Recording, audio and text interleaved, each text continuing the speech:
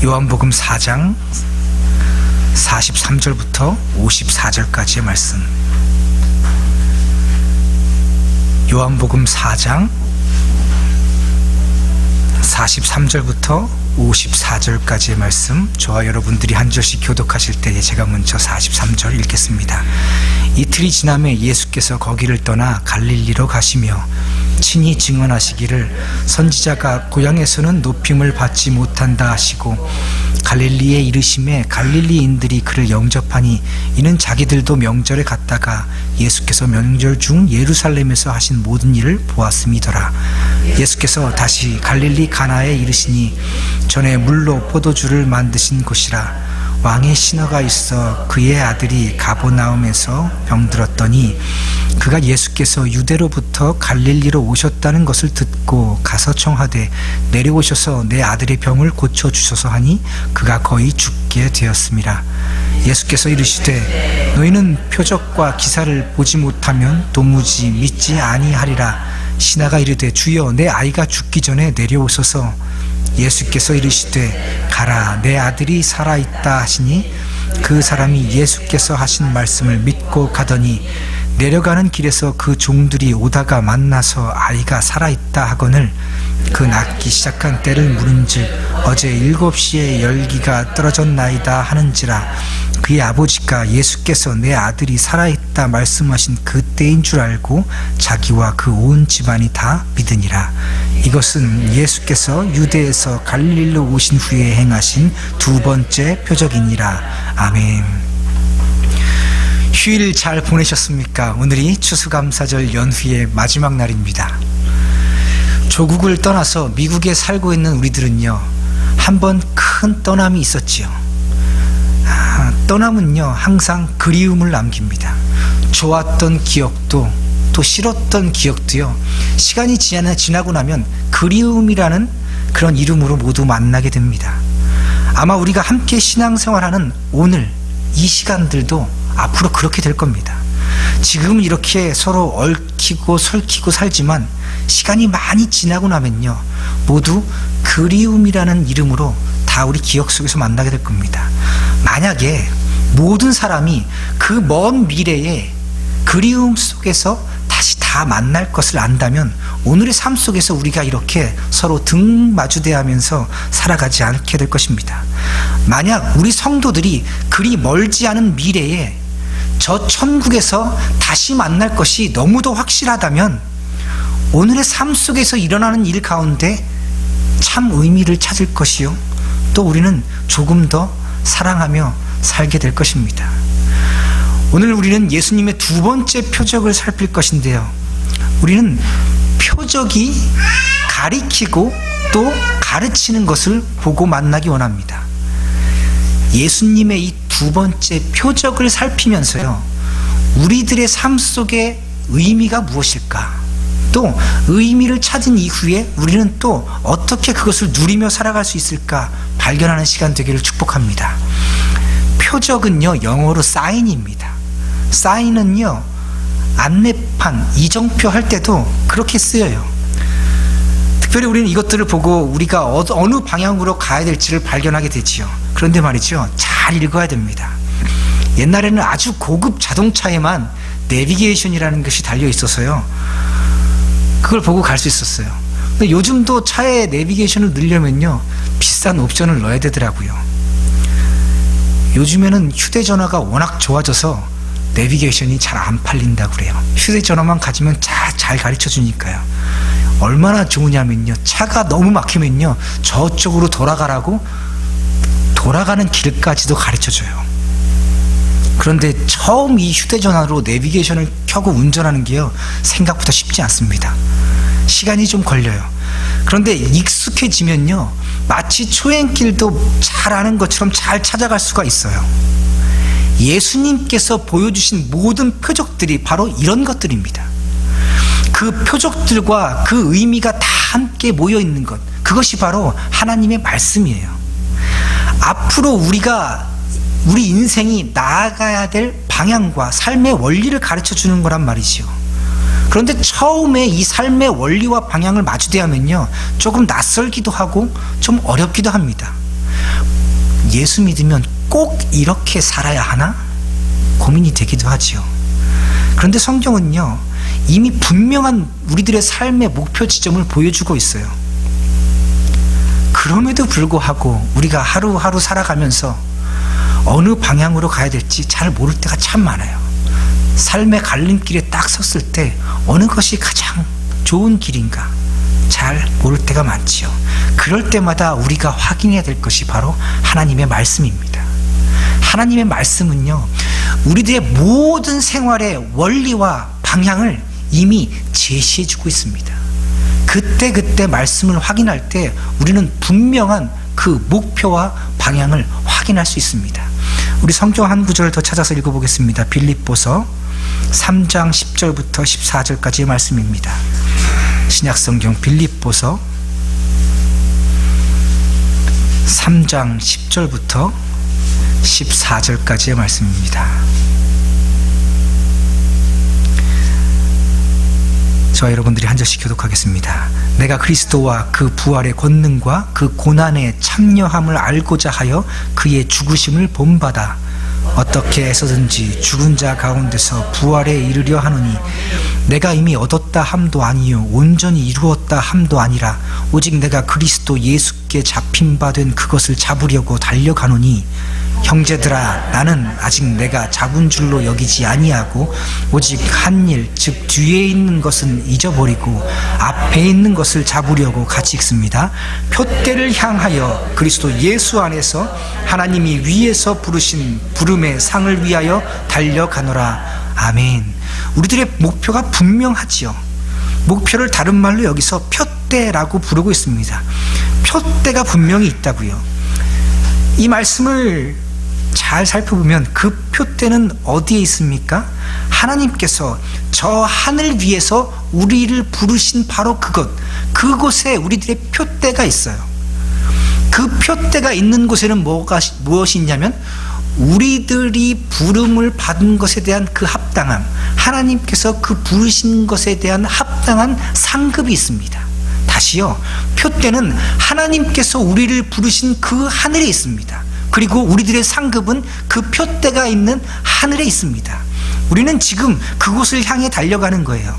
그런데 그 상이라고 하는 것은요, 그 하늘에 있는 상은 어디 안에서만 주어지게 되냐면 오직 그리스도 예수 안에서만 주어진다라고 기록하고 있어요. 왜냐하면 하나님께서 우리들을 부르실 때 그리스도 예수 안에서 하나님께서 부르신 것이고 또 그리스도 예수 안에서 그 부름의 상을 준비해 주셨기 때문입니다. 오늘은 우리가 지금 이곳에서 예배하면서 우리가 육신을 입고 이 땅에서 살아가고 있지만 실은 우리는 어디를 향해 달려가고 있는 거예요? 저 하늘을 향해서 달려가고 있는 것입니다. 누구 안에서요? 예수님 안에서요. 그래서 우리가 예수님 안에 있을 때만 우리들의 삶의 분명한 목표인 그 하늘의 표대가 보이기 시작합니다. 이 우리 인생 가운데서는요, 그림자처럼 푸에서 그 표대가 하늘에 있는 상급이 잘 보이지 않아요. 그러나 우리가 예수 안에 있을 때, 예수의 말씀 안에 있을 때 그 말씀을 통해서 보기 시작하면 그 표대가 눈에 선명하게 보이기 시작합니다. 세상은요, 자꾸 우리를 이 세상에 있는 것에 집중하게 만들어요. 세상에서 벌어지고 있는 일은요, 자꾸 나를 집중하게 만들어요. 내가 나빠서 그래, 내가 잘못해서 그래. 그 죄책과 그 무거움이 누구에게 집중하게 한다고요? 나에게. 그런데 성경은요, 우리들의 시선을 그곳으로부터 저 하늘 위로 자꾸 올려줍니다. 사랑하는 자야, 내가 너를 사랑하노라. 수고하고 무거운 짐을 졌으니 내 십자가 앞에 다 내려놓도록 하여라. 그리고 고개를 들어서 하늘을 보게 하십니다. 이 세상에서 벌어지는 모든 일들은요, 자꾸 내게 집중하게 만들지만 성경은요, 하늘에 계신 하나님께 우리를 집중하게 만드는 줄 믿습니다. 그곳에 우리 지금 예수님이 계세요. 우리 예수님께서 부활하셔서 그 육신을 입고 그 하늘에서 우리를 지금 기다려주고 계십니다. 그런데 여러분, 예수 안에 있을 때만 우리들의 목표, 그 하늘의 표대가 보인다고 했잖아요. 그런데 도대체 예수 안에서 사는 삶이 어떤 삶이냐고요? 그리고 도대체 우리가 육신을 입고 살아가면서 이 땅에서 그게 가능할까요? 여러분, 정말 살면서 믿음이 좋아지면 오직 저 하늘의 상급만을 위해서 하늘만 바라보면서 살아갈 수 있을까요? 조금 전에 읽은 사도 바울의 고백이 우리에게 답을 줍니다. 13절은 이렇게 얘기하죠. 형제들아, 나는 아직 내가 잡은 줄로 여기지 않는다. 그리고 오직 했던 일들, 뒤에 있던 모든 것은 다 잊어버렸고, 그리고 이제는 앞에 있는 것을 잡으려고 한다. 이미 주신 그 구원의 약속과 그 상급에 대해서 사도 바울은 내가 이미 가졌다고 여기지 않겠다고요. 내가 이미 다 받았지만 다 받았다고 여기지 않으며 살아가겠다고 다짐하고 있는 거예요. 여태까지 사도 바울이 믿음으로 살아왔지만 어제까지 일들은 어제에 내버려 두고 오늘을 살아가겠다는 거예요. 그 이후의 말씀은 이미 얻었다고도 하지 않겠습니다. 완전히 이루어졌다고도 하지 아니하겠습니다. 그리고 예수 그리스도께 잡힌 바 된 그것을 향하여 나는 계속해서 달려가겠습니다. 사도 바울의 고백이에요. 앞에 있는 것을 향하여, 저 앞에 보이는 그 표대를 향하여 나는 어제까지의 모든 일들을 떨쳐버리고 오늘 새롭게 달려가겠다는 겁니다. 그 표대, 예수의 부활이 있는 그 표대, 그 예수의 부활에 동참하기 위하여서, 그 영광스러운 하늘의 상급을 위하여서 나는 계속해서 가겠습니다. 사도 바울은 이야기하고 있는 거예요. 이 말은 무슨 말이냐면요, 나는 날마다 나 자신을 죽이겠습니다, 그런 말입니다. 나를 죽이고 저 표대를 향하여 살아가겠습니다. 이 세상락을 버리고 저 하늘을 향하여 살아가겠습니다 하는 다짐이에요. 예수의 부활에 동참하기 위하여 나는 예수의 그 고난에 동참하겠습니다. 사도 바울은 예수 믿고 사도로 거룩하게 부름을 받았잖아요. 영광스러운 자리지요. 그런데 그것 뒤로 놓고 가겠다는 거예요. 예수 믿고 예수처럼 그 고난에 동참하다가 예수처럼 자신도 죽겠다는 겁니다. 예수처럼 자신도 억울한 죽음을 기꺼이 맞이하겠다는 거예요.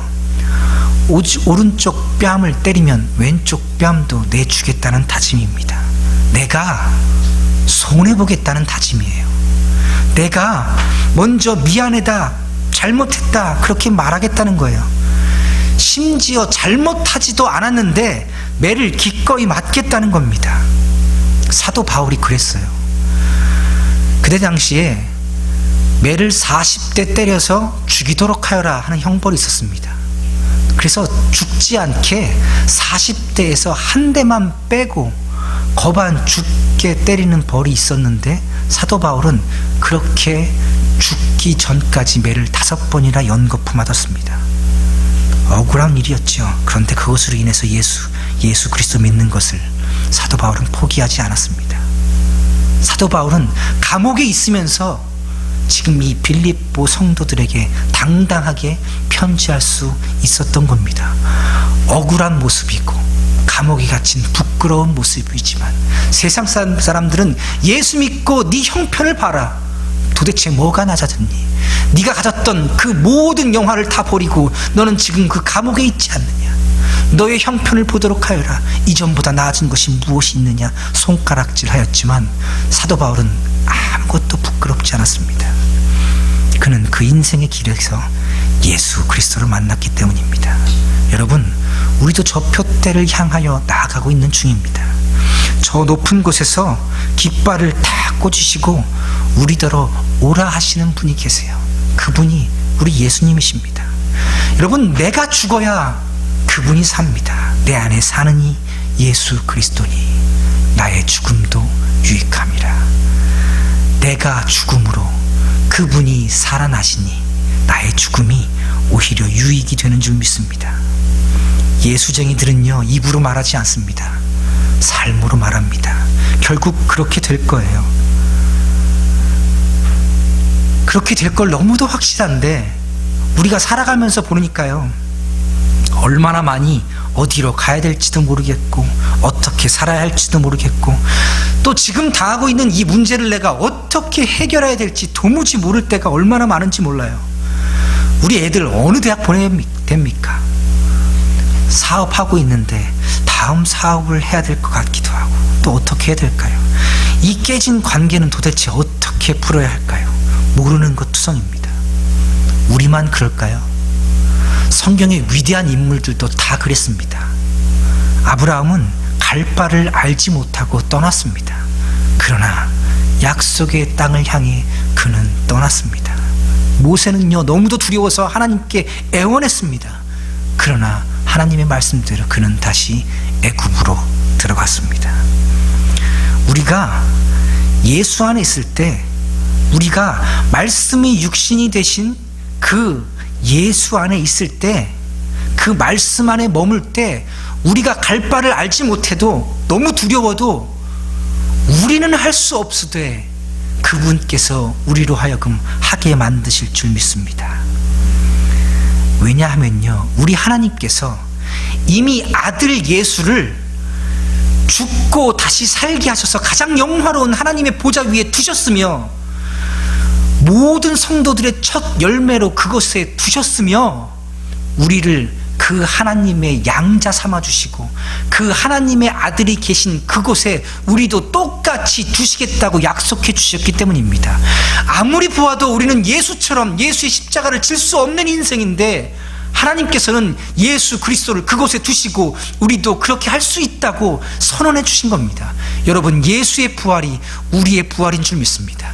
예수님께서 가지신 그 영광이 우리들의 부활의 영광입니다. 그러니 여러분, 우리들이 나아가야 될 표대는 너무도 분명합니다. 예수님이 계신 바로 그곳이요. 저는 너무도 확실히 믿습니다. 오늘 지금 함께 예배드리는 여러분들이 저 천국에서 다 다시 만날 우리 믿음의 가족들이라는 것을 너무도 확실합니다. 그런 큰 확신 때문에 또 주의 말씀을 전할 힘을 얻고 오늘도 이 자리에 섰습니다. 아무리 보아도 부족한 나의 모습은 감추고 싶은데 말씀을 보니 또 너무도 확신하여서 그 말씀을 그저 전하게 됩니다. 사람이 아니라 그 말씀이 일하실 것을 믿습니다. 성도 여러분, 표적이 가르치는 우리의 인생의 최종 목적지는 이 땅의 어느 곳이 아니라 바로 저 하늘입니다. 그 목적은 그곳에 있는 구원의 상급입니다. 그 표적이 나아가야 할 방향은 바로 우리 예수님의 말씀과 그의 삶입니다. 그 예수님의 하신 모든 일과 예수님의 그 말씀이 우리가 어떻게 나아가야 될 바를 이미 다 적어주셨다고요. 다 보여주셨다고요.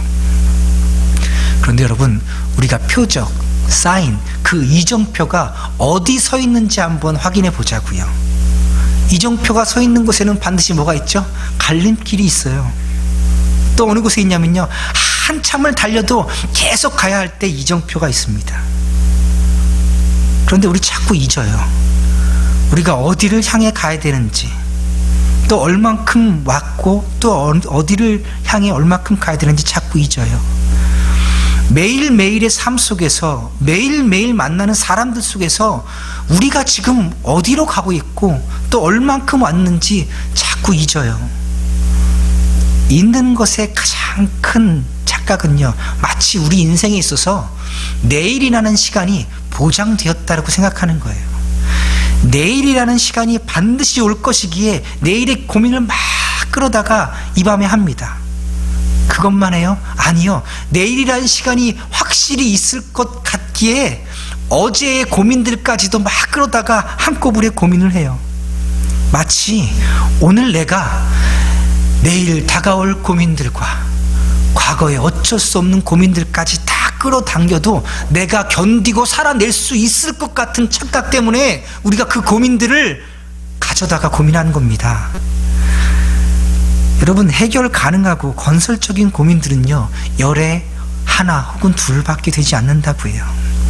우리를 이렇게 숨막히게 하는 것은요, 내가 어쩔 수 없고 돌이킬 수 없는 그런 고민들 때문에 우리가 숨막혀 가고 있는 겁니다.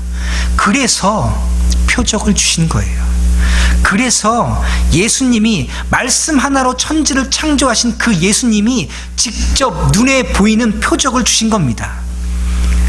그래서 그 표적들을 사도들을 통해 우리에게 말씀으로 기록해 주신 겁니다. 이제 곧 갈림길이라고요. 아직도 먼 길을 가야 한다고요. 제가 중부에서 공부를 마치고 서부로 이사를 가는데요. 아끼겠다고 혼자 열심히 운전하고 갔습니다. 한참을 가다가 모하비 사막을 지나는데요. 가도 끝이 없습니다. 정말 아무것도 없어요. 야, 여기서 차가 멈추면 정말 위험하겠구나 생각이 들었습니다. 그런데 한참 가도 아무것도 없는 곳에 이정표가 하나 써 있는데요. 다음 주유소 몇 마일 이렇게 써 있어요. 이 말은요, 앞으로 수십 마일 동안 당신은 주유소를 만날 수 없습니다 하는 내용이에요. 그리고 수십 마일을 가면 다음 주유소를 만날 수 있다는 얘기지요. 때 되면 잊지 말고 주유하고 가라는 뜻이잖아요. 그런데 운전하면서 야, 참 신기한 나라다. 개인 주유소를 나라가 다 광고해 주네. 도대체 어떤 주유소일까? 사업을 하려면 저런 데서 해야지. 아무도 경쟁 없어서 꼭 기름 넣고 가야 되는데 거기서 하면 잘 살겠지. 한참 이정표에 대해 생각하고 이야기를 나눕니다. 그런데 그냥 가요. 한번 무시합니다. 또 나와요. 또 무시합니다. 또 나와요. 또 무시합니다. 그러면 어떻게 돼요? 정말 무시무시한 일이 생겨요. 표적은요, 표대가 아니에요. 사인은요, 그걸 보고 깨닫고 그걸 보고 가라는 것이지, 그곳에서 그것을 묵상하고 그곳에서 멈추어 있으라고 보여주시는 것이 아닙니다. 여러분, 이것을 마음속에 잘 담아두십시다. 그래야 예수님의 표적이 보이기 시작합니다. 그래야 오늘 본문에 예수님의 두 번째 표적이 우리에게 주시는 의미와 우리 인생이 나아가야 할 방향을 깨닫게 될 것입니다. 그래야 말씀이 들리기 시작합니다. 자, 우리는 5주 동안 사마리아 여인과 만나주신 예수님의 이야기를 살펴보았어요. 사마리아에서 그 여인을 만나주시고 그 여인과 온 동네 사람들을 구원해 주신 예수님께서 이제 다시 일어나서 다른 동네로 가세요. 근데 딱 사마리아에서는 이틀만 있었단 말이지요. 참 짧지요. 우리는 지난 시간에 은혜 받을 때가 항상 열려 있지 않다, 다음에 다른 곳에서 하고 기대하다 보면요, 이틀이 금방 지날 수 있다는 것을 살펴보았습니다. 여러분, 지금 이곳에서 예수님 만나기 축복합니다. 이틀이 지나서 예수님이 이제 사마리아를 지나 갈릴리로 떠나가십니다. 사마리아에 들린 것은 바로 그 여인을 만나기 위해서 그 저주받은 땅으로 들어간 것이지만, 요한복음의 큰 틀을 보면요, 사마리아의 이야기는 아주 잠깐 들어가 있는 이야기입니다. 자, 사도 요한은요, 요한복음을 기록한 사도 요한은 제일 먼저 말씀이 육신이 되신 예수님을 증언하고 그 다음부터 곧바로 세례 요한의 일들을 기록합니다. 그리고 다음에 예수님께서 제자를 부르시는 일과 가나 혼인잔치에서 기적을 베풀어 주신 일, 그리고 예루살렘 성전을 정결케 하신 일, 그 이후에 니고데모를 만나주시고 사마리아 여인을 만나주시고, 그리고 4장은 예수님께서 제자들을 통해 세례 요한보다 더 세례를 많이 베푼다는 것을 바리새인들이 알았다라는 것으로 시작해요. 한번 요한복음 쭉 정리한 겁니다. 4장이 시작되는데 이 4장의 맨 마지막에 오늘 이야기가 있어요. 그런데 이 이야기의 시작은 뭐냐면, 바리새인들이 예수님께서 세례 더 많이 준다, 그것을 알았기 때문에 예수님께서 유대 땅을 피해서 갈릴리로 가셨다라는 것을 기록하고 있어요. 그 유대 땅을 떠나서 갈릴리로 가시면서 잠깐 이틀 동안 있었던 사마리아 이야기를 적고 다시 이제 갈릴리에 갔다라는 것을 기록하고 있는 거예요. 큰 틀에서 보면 유대 땅을 떠나서 갈릴리로 향해 지금 가고 있는 예수님을 우리 봐야 됩니다. 그런데 이제 예수님이 갈릴리에 딱 도착하니까 갈릴리에 있는 사람들이 예수님을 막 환영해요. 대대적으로 환영합니다. 그런데 사도 요한은요, 그 사람들이 예수님을 그렇게 환영하고 좋아하는데 뭔가 좀 삐딱한 심각한 시선으로 그 일들에 대해 기억해요. 우리 요한복음 4장으로 다시 돌아가 보십시다. 45절 다시 읽습니다. 갈릴리에 이르심에 갈릴리인들이 그를 영접하니 이는 자기들도 명절에 갔다가 예수께서 명절 중 예루살렘에서 하신 모든 일을 보았음이더라. 환영하기는 하는데 이유가 뭐라고요? 예수님이 하신 일을 보았기 때문이라고요. 성경에는 예수님의 행적을 짧게 몇 가지만 기록한 거예요. 기록되지 않은 일들이 훨씬 더 많습니다. 요한복음 20장 30절은 제가 읽어드릴게요. 예수께서 제자들 앞에서 이 책에 기록되지 아니한 다른 표적도 많이 행하셨으나, 예수님께서 표적과 기사를 정말 많이 행하셨는데 성경에는요 아주 조금 기록된 거예요. 이 앞뒤의 말씀을 살펴보니까 예수님께서 예루살렘에서 성전을 정화하신 것뿐만 아니라 그곳에서 많은 기적과 이사를 행하셨구나 우리는 깨달을 수 있지요. 그리고 갈릴리 사람들도 그곳에 왔다가 그것을 다 보고 돌아갔습니다. 그리고 돌아와서 고향에 와서 서로 이야기를 나눴지요. 야, 이런 사람이 이런 기적을 베풀더라. 소문이 다 났습니다. 그런데 딱 그 예수가 그곳에 나타난 거예요. 환영하지요. 왜요? 예수가 행했던 기적들 때문에요. 근데 여러분, 예수님께서 하신 그 일들을 보고 예수님을 환영한 거 참 잘한 일이잖아요. 그런데 사도 요한은요 왜 이렇게 삐딱하게 적어놨는지 몰라요. 큰 틀을 먼저 보아야 돼요. 사도 요한은요 예수님의 사역을 기록하면서 예수님의 대적들을 특별히 머릿속에 염두에 두고 기록했습니다. 다시요, 예수님의 일들을 기록하면서 예수님을 반대하는 사람들을 머릿속에 염두에 두고 기록했어요. 처음에 세례 요한이 세례를 베푸는데 유대인들이 예루살렘과 예루살렘에 제사장들과 레위인을 보내서 네가 도대체 뭔데? 라고 따지게 만들어요. 세례 요한에게 따진 일을 자세히 기록하고 있어요. 그리고 예수님께서 세례를 많이 베풀자 그 일을 바리새인들이 알았다고, 그것 때문에 예수님이 떠날 수밖에 없었다고 바리새인들에 대해서 정확하게 기록합니다. 그리고 오늘 본문의 앞에서 뭐라고 얘기하면요, 선지자가 고향에서는 높임을 받지 못한다 라는 것까지 기록해요. 그리고 6월절에 예루살렘에서 예수님께서 많은 기적을 베풀었을 때 사람들이 그곳에서 예수님의 이름을 믿었지만 단지 그 표적을 보고 믿은 것뿐이다 라고 기록해요. 이것은요, 표적을 믿고 오직 표적만 믿었던 갈릴리 사람들과 그 표적을 통해서 무언가 이야기하고 싶었던 예수님과 대조가 됨을 보여주는 거예요. 조금 어려우시죠? 자, 갈릴리 사람들이 있어요. 그리고 예수님이 있습니다. 그 가운데 표적이 있어요. 그 갈릴리 사람들은요 표적만 보고 있어요. 이정표만 보고 있어요. 그런데 예수님은 그 이정표를 통해서 무엇을 말씀하고 싶었냐면요, 내가 그리스도다, 내가 메시아다, 그걸 말씀하고 싶었습니다. 자, 그 자기 자신을 드러내신 예수님 만나러 한 걸음 더 들어가 보십시다.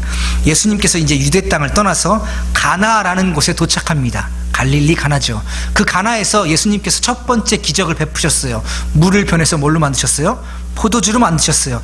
그 가나에서 베푼 기적에 대해서 사도 요한은 첫 번째 기적이다 말하고 오늘 이 기적을 두 번째 기적이라고 얘기해요.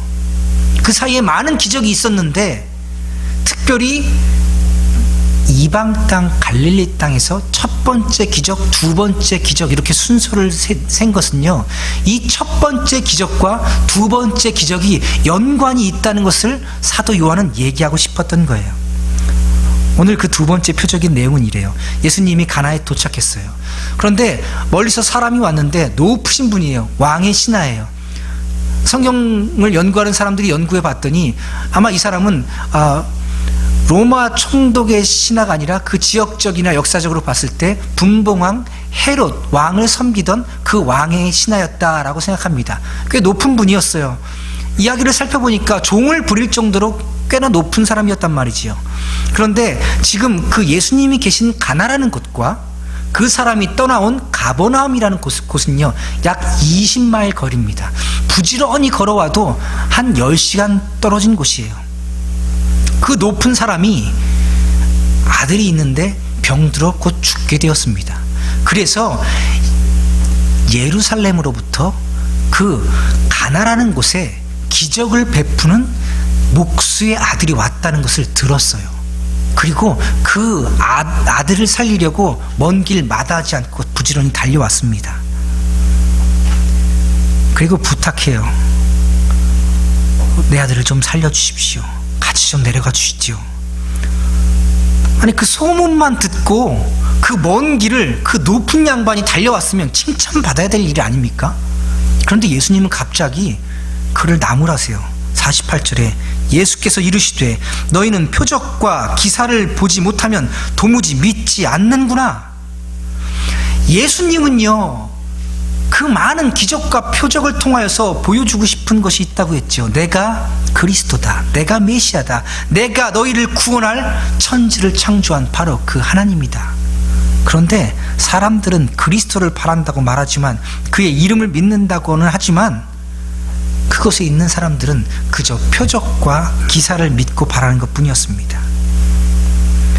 예수님은요 베들레헴에서 나셨지만 어린 시절을 갈릴리에서 쭉 보내셨기 때문에 예수의 별명은 나사렛 예수입니다. 이방 갈릴리 사람으로 불리워요.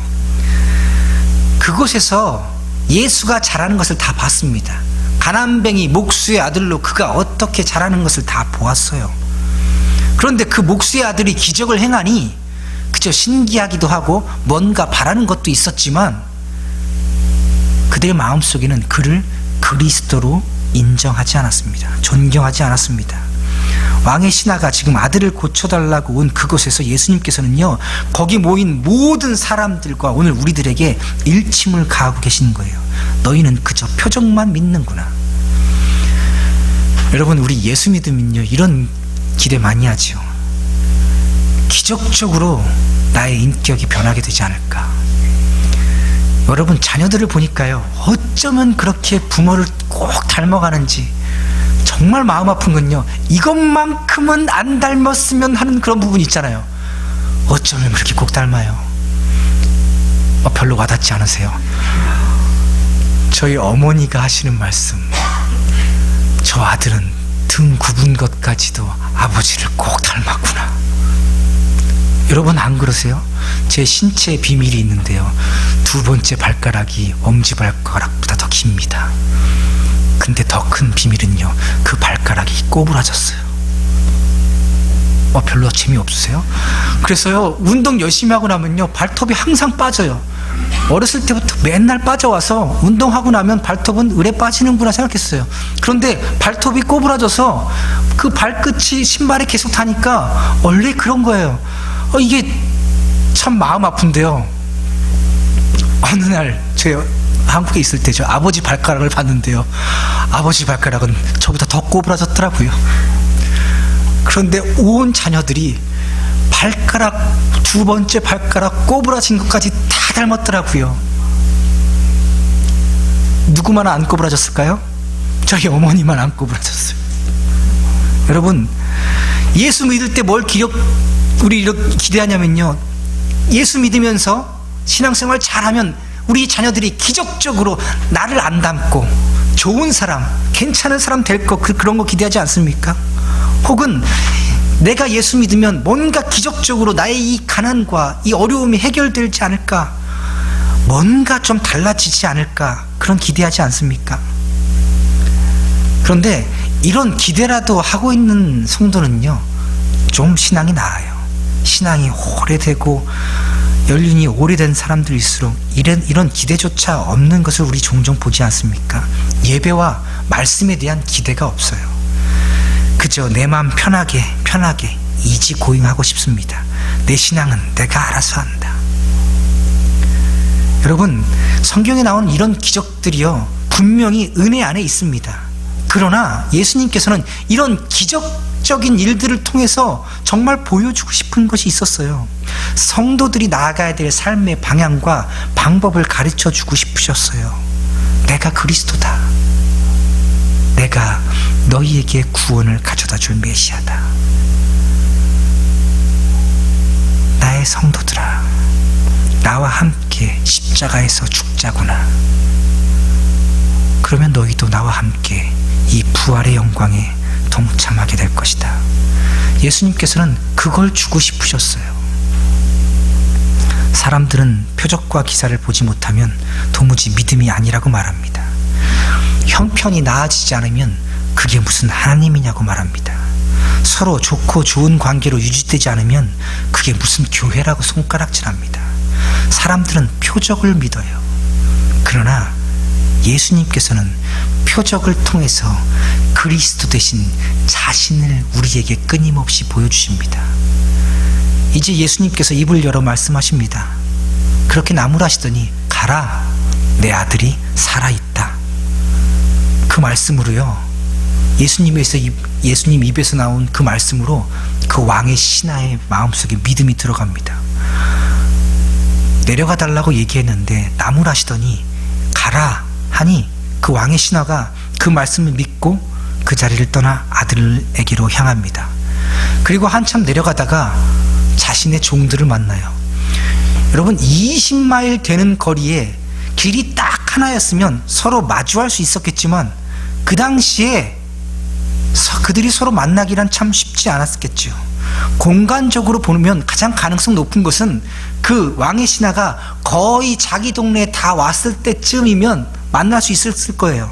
그런데 시간적으로 보면요, 사경을 헤매던 주인의 아들이 살아난 것을 확인하고 종들이 그 기쁜 소식을 가지고 주인을 찾아 떠났다면, 주인은 예수님께서 하신 말씀을 믿고 떠났고 그 종들은 그 아들이 살아나는 것을 보고 떠났으니 그 중간 어디쯤 되지 않겠어요?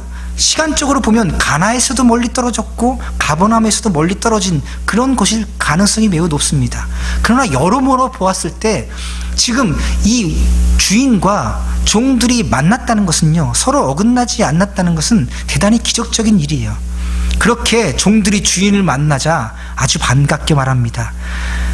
성경에 써있는 헬라어를 한국어로 직역하면 이렇습니다. 주인님, 아드님이 살아나셨습니다 하니 주인이 종들에게 이렇게 물어봐요. 그래, 언제부터 나아지기 시작했니? 예, 어제 7시에 열이 뚝 떠났습니다. 이것으로 보았을 때 이 아들은요, 매우 높은 열 때문에 지금 사경을 헤매고 있었다는 것을 우리 알 수 있어요. 그리고 열이 싹 떠난 것을 보고 그 종들이 야, 이제 살았구나 하고 깨달은 것이죠. 주인의 믿음은 언제부터 조금 더 나아졌냐라고 물었는데, 종들의 증언은 예수님이 가라, 내 아들이 살아있다 말씀하신 바로 그 시각에 열이 뚝 떨어졌다는 것을 보여줍니다. 그 주인의 기대와 믿음을 뛰어넘는 놀라운 기적의 현장을 주인은 확인하게 되지요. 그리고 나서 성경은 뭐라고 얘기냐면요, 자기와 그 온 집안이 다 믿으니라. 그리고 나서 이렇게 기록해요. 예수님께서 유대에서 갈릴리로 오신 후에 행하신 두 번째 표적이다. 이렇게 이야기가 끝난단 말이죠.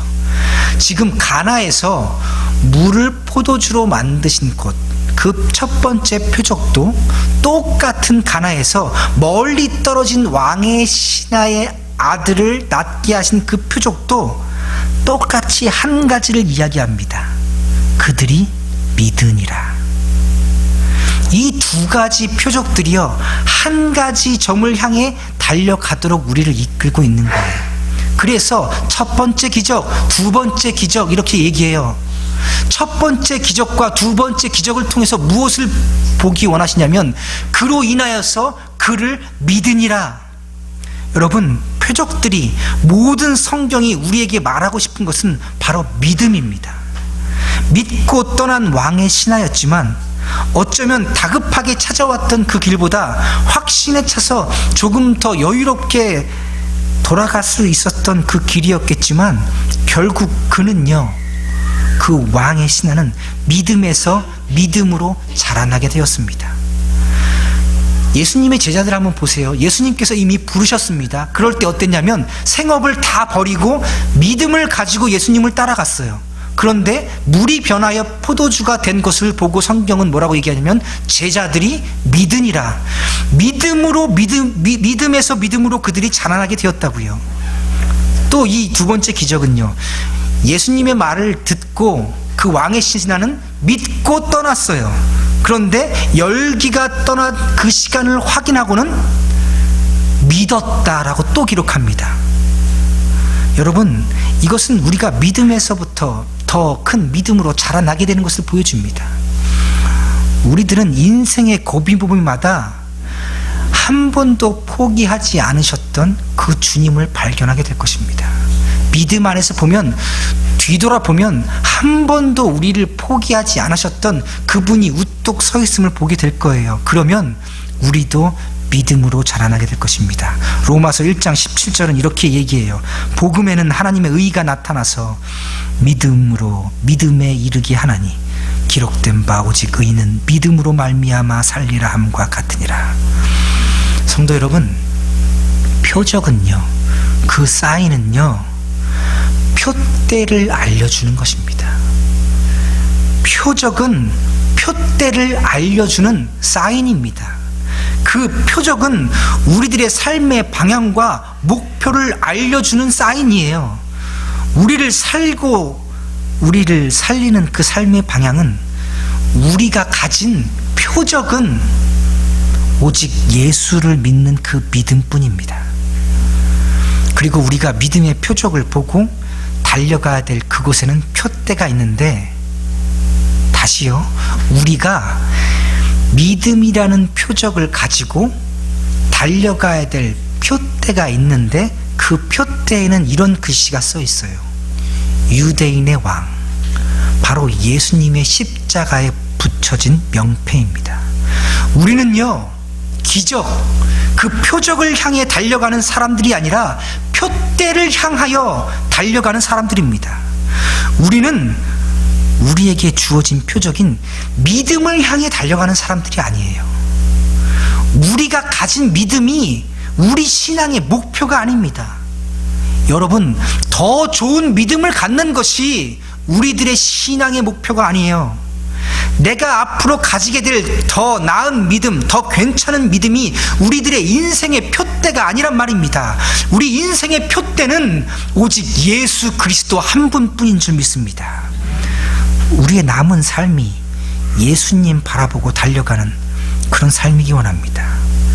우리의 남은 삶이 예수님의 십자가 짊어지고 가는 그런 삶이기 원합니다. 그런데 여러분, 성경은 분명히 얘기해요. 예수님의 십자가가 가장 가볍다고요. 우리들의 인생의 십자가보다 예수님의 십자가가 가장 가볍습니다. 여러분, 미워하며 사는 것보다 사랑하며 사는 것이 훨씬 더 쉽습니다. 믿음 없이 부하게 사는 것보다 믿음으로 가난하게 사는 것이 훨씬 더 쉽습니다. 여러분, 예수님이 세상의 구주십니다. 다시요, 오늘 우리는 우리의 믿음을, 나의 믿음을 위해서 우리가 신앙생활하는 것 아닙니다. 내 믿음, 내 은혜를 위해서 우리가 신앙하는 것 아닙니다.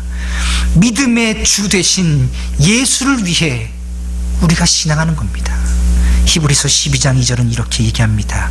믿음의 주여 또 온전케 하시는 이인 예수를 바라보자. 그는 그 앞에 있는 기쁨을 위하여 십자가를 참으사 부끄러움을 개의치 아니하시더니 하나님 보좌 우편에 앉으셨느니라. 말씀을 맺겠습니다. 여러분, 살아가면서요, 우리 눈에 아무 증거가 보이지 않을 때가 어쩌면 훨씬 더 많을 수 있습니다. 어쩌면 우리 인생 가운데 기적과 이사가 보이지 않을 수도 있습니다. 그러나 이미 주신 이 믿음이 바로 가장 큰 표적인 줄 믿습니다. 저 십자가의 표대를 향해, 그 이후에 주어질 상급을 향해 손잡고 함께 나아가는 성도 되시기를 주님의 이름으로 축복합니다. 기도하시겠습니다.